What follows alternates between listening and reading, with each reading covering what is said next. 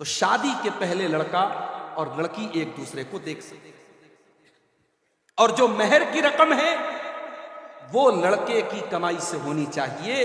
یہ بھک منگا پن ختم کرو کہ جہیز کی ڈیمانڈ کرتے ہو اور پھر اسی رقم سے آپ مہر تک کو آپ ادا کرتے ہیں۔ یہ طریقہ بالکل غلط ہے۔ آپ اپنے کٹیہار کے بڑے بڑے علماء سے پوچھ لیں، یہ طریقہ بالکل غلط ہے۔ اسلام میں اس کی گنجائش نہیں ہے کہ آپ لڑکی کے باپ سے رقم لے کر کے اس سے آپ مہر ادا کریں۔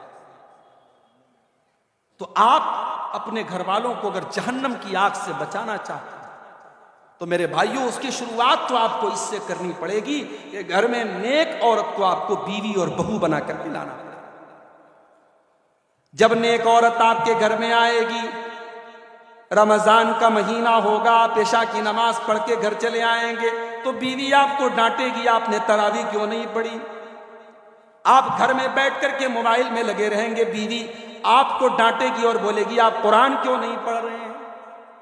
نماز کے ٹائم آپ گھر میں بیٹھے ہوں گے، آپ کی بیوی آپ کو نماز کی یاد دلائے گی۔ ایک نیک عورت کی نشانی یہ ہوتی ہے۔ اسی لیے اللہ کے نبی فرماتے ہیں رحم اللہ رجلا قام من اللیل، اللہ تعالی رحمت نازل کرتا ہے اس شوہر کے اوپر جو رات میں اٹھ کر کے تہجد پڑھتا ہے۔ اس آدمی کے اوپر، اس مرد کے اوپر اللہ تعالی رحمت نازل کرتا ہے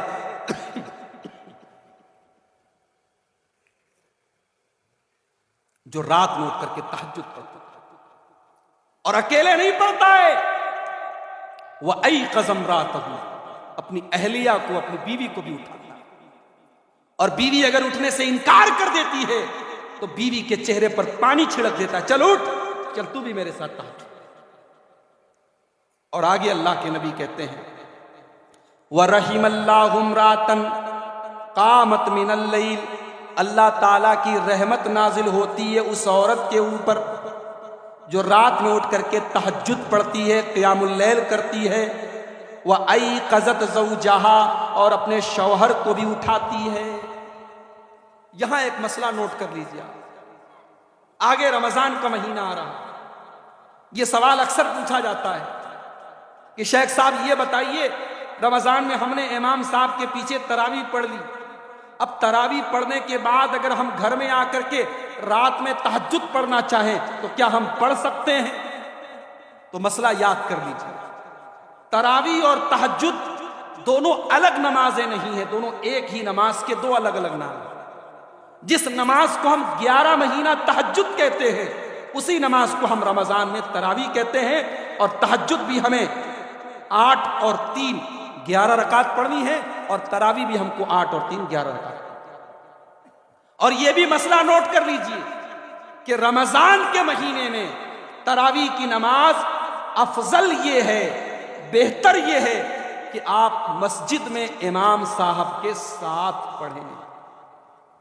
اچھا، اب میں یہاں ایک بات اور پوچھنا چاہتا ہوں، آپ کیا تراویح میں قرآن ختم ہوتا ہے کہ نہیں ہوتا ہے؟ کوئی بتائے بھائی، ہوتا ہے نا؟ الحمدللہ۔ کئی گاؤں ایسے ہیں بہار کے اور بنگال کے، بہار میں تو ابھی یہ بیماری کم ہے، بنگال میں ابھی مجھے لوگوں نے بتایا تراویح کیسی ہوتی ہے، سورہ تراویح ہوتی ہے، الم تر کیف فعل ربک باصحاب الفیل، اللہ اکبر، ایک سورت پڑھی، رکوع میں چلے گئے، چھوٹی چھوٹی سورتیں پڑھ کر کے تراویح کی نماز ختم کر دی جاتی ہے۔ یہ تراویح کی نماز یہ نبی کے طریقے کے مطابق نہیں ہے میرے۔ اگر چھوٹی چھوٹی سورتیں پڑھنی ہیں تو پھر کیا ضرورت ہے تراویح پڑھنے کی؟ اللہ کے نبی کی تراویح لمبی ہوتی ہے، ضروری نہیں ہے آپ قرآن ختم کریں، قرآن ختم کرنا ضروری نہیں ہے، فرض نہیں ہے، لیکن اس کا یہ مطلب بھی نہیں ہے کہ آپ الم تر کیف فعل اور قل هو اللہ احد اور انا اعطیناک الکوثر پڑھ کر کے آپ تراویح کی نماز لمبی ہونی چاہیے۔ اور تراویح کی نماز آپ امام کے ساتھ پڑھیے، مسجد میں پڑھیے، جماعت کے ساتھ پڑھیے۔ اللہ کے نبی فرماتے ہیں من قام مع الامام حتی ینصرف کتب له قیام لیلۃ، جو امام کے ساتھ تہجد کی نماز، تراویح کی نماز، قیام اللیل کی نماز رمضان میں پڑھے گا، جو تراویح کی نماز جماعت کے ساتھ پڑھے گا، امام کے ساتھ پڑھے گا، حتی ینصرف، یہاں تک کہ امام سلام پھیر دے اور پوری 11 رکعت پڑھ لے، کتب لہو قیام لیلۃ، تو اس تراویح پڑھنے والے کو رات بھر تہجد پڑھنے کا ثواب ملے گا۔ آپ نے امام کے ساتھ آدھا گھنٹہ تراویح پڑھی، 1 گھنٹہ تراویح پڑھی، اور آپ کو ثواب مل رہا ہے پوری رات پڑھنے کا۔ میرے بھائیوں، یہ بہت بڑی فضیلت ہے جو ہمیں رمضان میں ملنے والی ہے، اس سے ہم چوکے نہ، اس موقع کو ہم نہ چوکے، اس کا ہم فائدہ اٹھائیں۔ افسوس کی بات ہے، آگے رمضان کا مہینہ آ رہا ہے، ہمارے بہت سارے بھائی رمضان کو بھی باقی سال کے 11 مہینوں کی طرح گزار دیتے ہیں۔ اللہ کے نبی نے بد دعا کی ہے، نام لے کر کے بد دعا کی ہے، رغیم انف رجل ادرک رمضان، اس انسان کی ناک مٹی میں مل جائے، اس انسان کا ستیہ ناش ہو جائے، وہ انسان برباد ہو جائے جو رمضان کا مہینہ پائے اور رمضان آ کر کے چلا جائے اور اس کے گناہوں کی معافی نہ ہو پائے، اس کے گناہوں کی بخشش نہ ہو پائے۔ اس انسان سے بڑا بد نصیب انسان کوئی نہیں۔ اور جب رمضان کا آخری عشرہ آ جائے، جب رمضان کی 21ویں رات شروع ہو جائے، آخری 10 دن جب آ جائیں، تو اللہ کے نبی کیا کرتے تھے؟ ذرا حدیث اٹھا کر کے آپ دیکھیے۔ اما عائشہ فرماتی ہیں جب رمضان کا آخری عشرہ آ جاتا تھا، اللہ کے نبی ایقظ اہلہ، اپنے گھر والوں کو جگایا کرتے تھے، اپنے گھر والوں کو جگایا کرتے تھے، وَأَحْيَا لَيْلَهُ، اور رات بھر آپ عبادت کیا کرتے تھے، وَشَدَّ مِيزَرَهُ، اور اللہ کے نبی اپنی کمر کس لیتے تھے، بہت محنت کرتے تھے، بہت عبادت کرتے تھے۔ تو میں نے جو آیت پڑھی تھی، اپنے آپ کو اور اپنے گھر والوں کو جہنم کی آگ سے بچاؤ، تو جہنم کی آگ سے بچانے کا بڑا بہترین موقع رمضان کی شکل میں ہمیں اور آپ کو مل رہا ہے۔ رمضان کے آخری عشرے میں خود بھی عبادت کیجئے اور اپنے بچوں کو، اپنی عورتوں کو، آپ ان کو بھی کہیے کہ وہ بھی اٹھ کر کے نماز پڑھیں۔ اور مسجد میں اگر آپ کے یہاں تراویح ہوتی ہے تو میں اپیل کروں گا کہ آپ مسجد میں عورتوں کے لیے بھی تراویح کا انتظام کیجیے۔ گاؤں دیہات میں دیکھتا ہوں اکثر جمعہ کی نماز میں مردوں کا انتظام ہے، عورتوں کا انتظام نہیں ہے۔ کیوں نہیں ہے میرے بھائی؟ کیا آپ کو دین کی بات سننے کا حق ہے، عورت کو دین کی بات سننے کا حق نہیں ہے؟ عورتیں آج موبائل پر، انٹرنیٹ پر، ٹی وی پر دنیا بھر کی گندی چیزیں آج وہ دیکھ رہی ہیں جو ان کے ایمان کو خراب کر رہی ہے، جو ان کے اخلاق کو خراب کر رہی ہیں۔ آپ کے امام صاحب، آپ کے مولوی صاحب جمعہ کے دن آدھا گھنٹے کا خطبہ دیتے ہیں، اس میں دین کی باتیں بتاتے ہیں، کم سے کم وہ آدھا گھنٹے کی بات اگر آپ کے گھر کی عورتیں ہر جمعہ کے دن سنیں گی تو ان سے ان کے ایمان میں اضافہ ہوگا، ان سے ان کی اصلاح ہوگی۔ اس لیے میری اپیل ہے آپ سے، اگر آپ کے یہاں جمعہ کی نماز میں عورتوں کا انتظام نہیں ہے تو آپ انتظام کیجئے اور ضرور عورتوں کو آپ شامل کیجئے۔ قُوا أَنفُسَكُمْ وَأَهْلِيكُمْ نَارًا، اس کا تقاضا یہ ہے کہ آپ اپنے گھر والوں کو اور اپنے پریوار کو جہنم کی آگ سے بچائیں۔ اور آگے بڑھیے، جہنم کی آگ سے اپنے پریوار کو بچانے کے لیے ایک بہت بڑا کام یہ بھی کرنا پڑے گا کہ آپ اپنے گھر میں اللہ کے ذکر کا ماحول پیدا کیجئے، چھوٹی چھوٹی دعائیں خود بھی یاد کر لیجئے اور اپنے بچوں کو بھی یاد کرائیے۔ صبح جب آپ بستر پر سے اٹھیں تو بچوں کو سکھائیے کہ جب سو کر کے اٹھا جائے تو یہ دعا پڑھی جائے، الحمدللہ الذی احیانا بعد ما اماتنا والیہ النشور۔ جب کھانا کھانے بیٹھیے تو بسم اللہ پڑھیے، کھانا کھانے کے بعد دعا پڑھیے، الحمدللہ حمدا کثیرا طیبا مبارکا غیر مخفی ولا مودع ولا مستغنی عنہ ربنا۔ یہ دعا اپنے بچوں کو یاد کرائیے۔ رات میں بستر پہ سونے جانے لگیے تو بچے کو سنائیے، بیٹا آیت الکرسی پڑھ لو، بیٹا سورہ فلق پڑھ لو، بیٹا سورہ ناس پڑھ لو، بچوں کے سامنے دعا پڑھیے۔ گھر میں اللہ کے ذکر کا ماحول بنائیں۔ افسوس کی بات ہے آج کتنے مسلمان ایسے ہیں جن کے گھر میں 24 گھنٹے میں ایک بار بھی کوئی اللہ کا نام لینے والا نہیں۔ میرے پیارے ساتھیوں، جس گھر میں اللہ کا نام نہ لیا جائے، جس گھر میں اللہ کا ذکر نہ کیا جائے، وہ گھر زندہ نہیں ہے، وہ گھر مردہ ہے، مردہ۔ اللہ کے نبی فرماتے ہیں مثل البیت الذی یذکر فیہ اللہ والبیت الذی لا یذکر فیہ اللہ مثل الحی والمیت، جس گھر میں اللہ کا نام لیا جائے وہ گھر زندہ ہے، اور جس گھر میں اللہ کا نام نہ لیا جائے وہ گھر مردہ ہے۔ اللہ کا نام لیجیے، اور ایک بہت آسان طریقہ آپ کو بتا رہا ہوں، جب بھی آپ گھر میں داخل ہوئیے بسم اللہ پڑھ کے داخل ہوئیے، اور جب گھر سے نکلنے لگیے تو یہ دعا پڑھیے بسم اللہ توکلت علی اللہ لا حول ولا قوت الا باللہ۔ ارے آدھا منٹ بھی نہیں لگا، آسان سی دعا ہے، یاد کر لیجئے، جب بھی گھر سے نکلیے یہ دعا پڑھ کے نکلیے۔ کیا فائدہ ہوگا اس کا؟ اللہ کے پیارے نبی فرماتے ہیں کہ جب آپ یہ دعا پڑھ کے گھر سے نکلیں گے بسم اللہ توکلت علی اللہ لا حول ولا قوت الا باللہ، تو فرشتے کہتے ہیں کہ اے اللہ کے بندے قد کفیتا و وقیتا، تو نے ایسی دعا پڑھی ہے جب شیطان تیرے پاس نہیں آ سکتا ہے، تو نے اپنے آپ کو اللہ تعالیٰ کے سرکشا کوچ میں ڈال دیا، اللہ کے پروٹیکشن میں ڈال دیا، تو اللہ کے سرکشا کے گھیرے میں آ گیا، اب شیطان تیرا کچھ نہیں بگاڑ سکتا۔ یہ چھوٹی سی دعا ہے، اسے یاد کر لیجئے، اور گھر سے جب آپ نکلیے تو اس کو پڑھیے، اور جب گھر میں جائیے تو بسم اللہ پڑھ کے جائیے، اور جب رات ہو جائے تو جتنے برتن وغیرہ پانی کے جتنے برتن ہیں ان کو بسم اللہ پڑھ کے ان کا منہ بند کر دیجئے، گھر کا دروازہ بسم اللہ پڑھ کر کے بند کر دیجئے، گھر کے چراغ کی بتی یا لائٹ آف کریے بسم اللہ پڑھ کے آف کیجئے۔ اللہ کے نبی کہتے ہیں جس چیز پر اللہ کا نام لے کر کے اس کو بند کر دیا جائے شیطان اس کو کھول نہیں سکتا۔ اللہ کے ذکر کا ماحول اپنے گھر میں پیدا کیجئے، گھر میں نماز کا ماحول پیدا کیجئے، مسجد میں ضرور نماز پڑھیے لیکن سنت نمازیں گھر میں پڑھنے کی عادت ڈالیے۔ فجر کی نماز میں آپ مسجد میں جا رہے ہیں، گھر میں 2 رکعت سنت پڑھ کر کے مسجد میں جائیں۔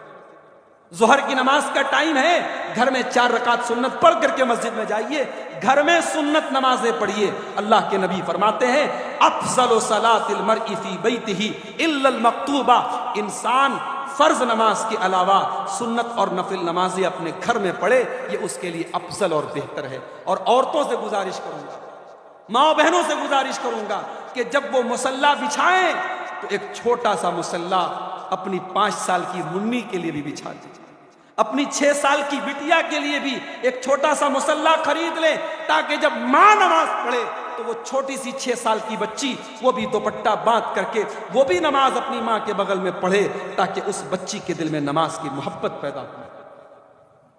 جانتے ہو اللہ نے قرآن میں ایک دعا سکھائی ہے، بڑی پیاری دعا ہے، ربنا ہب لنا من ازواجنا وذریاتنا قرۃ اعین، اے ہمارے رب تو ہمارے بیوی بچوں کو ہماری آنکھوں کی ٹھنڈک بنا دے، وَاجْعَلْنَا لِلْمُتَّقِينَ إِمَامًا، اور اے اللہ تو ہمیں متقیوں کا امام بنا دے۔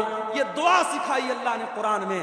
آپ کے بیوی بچے آپ کی آنکھوں کی ٹھنڈک کب بنیں گے میرے بھائی؟ جب آپ فجر کی نماز میں مسجد میں جائیں گے اور آپ کا بیٹا پہلی صف میں امام کے پیچھے بیٹھا ہوگا، وہ منظر دیکھ کر کے آپ کا دل باغ باغ ہو جائے گا اور آپ کی آنکھوں کو ٹھنڈک ملے گی۔ جب آپ کی جوان بیٹی گھر سے پردے میں نکلے گی تب آپ کی آنکھوں کو ٹھنڈک ملے گی۔ جب آپ کی بیوی صبح سویرے گھر میں مصلی پر بیٹھ کر قرآن کی تلاوت کرے گی تب آپ کے آنکھوں کو ٹھنڈک ملے گی۔ اے اللہ تو ہمارے بیوی بچوں کو ہماری آنکھوں کی ٹھنڈک بنا دے، یہ دعا سکھائی اللہ کے پیارے نے۔ تو قرآن کیا کہہ رہا ہے؟ قُوا أَنفُسَكُمْ وَأَهْلِيكُمْ نَارًا، اپنے آپ کو اور اپنے گھر والوں کو جہنم کی آگ سے۔ اگر اپنے گھر والوں کو جہنم کی آگ سے بچانا چاہتے ہو، اگر آپ کے گھر کی لڑکیاں جوان ہو گئی ہیں، انہیں شرم و حیا کی تعلیم دو، انہیں پردہ کی تعلیم دو، انہیں قرآن کی یہ آیت پڑھ کر کے سناؤ، وَلَا تَبَرَّجْنَا تَبَرُّجَ الْجَاهِلِيَّةِ الْأُولَىٰ، اے مسلمان عورتوں جب تم گھر سے نکلا کرو تو بناؤ سنگھار کر کے، میک اپ کر کے، سج دھج کر کے نہ نکلا کرو۔ گھر کے باہر جب تم نکلو تو سج سنور کر کے، میک اپ کر کے اور بناؤ سنگھار کر کے نہ نکلا کرو۔ اور آگے کیا کہا؟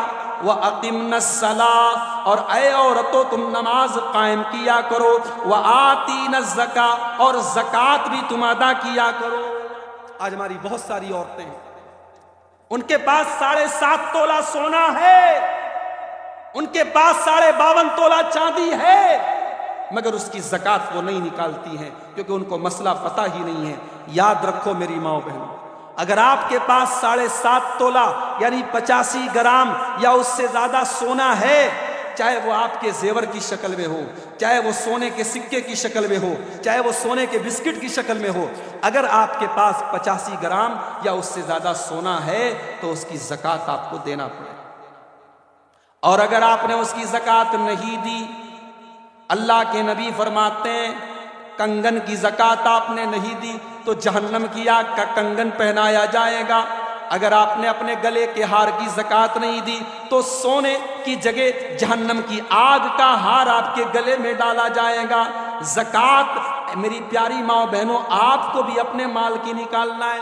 اسی لیے میں مردوں سے گزارش کروں گا کہ جب رمضان کا مہینہ آئے تو آپ جب اپنے مال کی زکوٰۃ کا کیلکولیشن کریں اور آپ یہ دیکھ لیں کہ میرے پاس اتنا مال ہے اور اتنی میری زکوٰۃ بنتی ہے، تو زکوٰۃ کی کچھ رقم اپنے گھر کی عورتوں کو بھی دے دیں، تاکہ اگر گھر میں کوئی غریب عورت آ جائے، کوئی ضرورت مند عورت آ جائے، کوئی محتاج عورت آ جائے تو گھر کی عورتوں کے ہاتھ سے بھی زکوٰۃ کی رقم نکلوانی چاہیے، تاکہ ان کے دل میں بھی زکوٰۃ کی اور محبت پیدا ہو، ان کے دل میں اللہ کی راہ میں خرچ کرنے کا جذبہ۔